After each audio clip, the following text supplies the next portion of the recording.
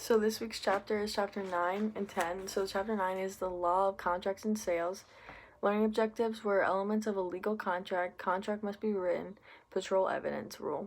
So contract is a legally enforceable exchange of promises or exchange of a promise for an act. So like sources could be like case law and statutory law, which is a uniform commercial code. Elements of a legal contract are legal offer, legal acceptance, consideration, genuine assets, compellant parties, and legal object. Legal offer shows objective intent to enter in a contract. Courts consider words, conduct, writing, and deliberate omissions of the offer. Must be defined in nature, so must contain reference to some subject matter, quantity of items being offered, and price of the item. And then consideration bargain for exchange is of promises in which a legal detriment is suffered by the promise. Consideration liquidated and unliquidated debts. So liquidated debt is no dispute about the amount or other terms about the debt, and then allows a promise to claim damages based on a former agreement, even if the latter agreement was acted upon. And then an unliquidated debt is a dispute between the parties as to the amount owed by the debtor. And then new consideration is given to the latter agreement and promise no longer has claim over the former agreement. And then legal objects are contract subject matter that is lawful under statutory and case law. And then statutory law is a contracts made by unlicensed provider or services for which the licensure is required or not enforced. Case law is a standard of reasonableness is used to be determined whether a contract is enforceable. So chapter 10 is the law of contracts and sales. Learning objectives in this chapter are methods of discharging a contract, remedies, e-contracts, and global dimensions of contract and sales.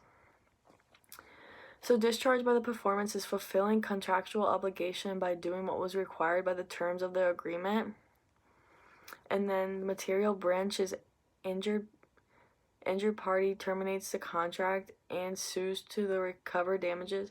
Breach should be sustainable and intentional, and courts allow a party to cure a material breach if the time period of the contract was not lapsed. And then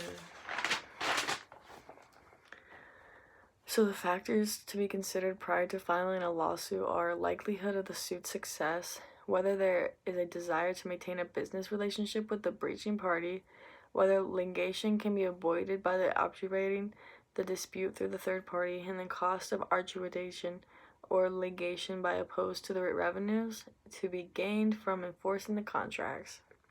So then here's remedies for the breach of contract. It's avoidance of or cancellation of contract, right to remedy or cure, setting an additional time or extension, price or reductions, money damages, and specific performances. And then remedies for the breach of a sales contract, remedies for the seller's right to recover this. Purchase price if the seller is unable to sell or dispose goods, damages if the buyer repudiates a contract or refuses to accept the goods. And then e-signatures are electric signatures and global or national commemorates act, which allows consumers and business to sign contracts online, prevents delays in writing, signing, and returning paperwork.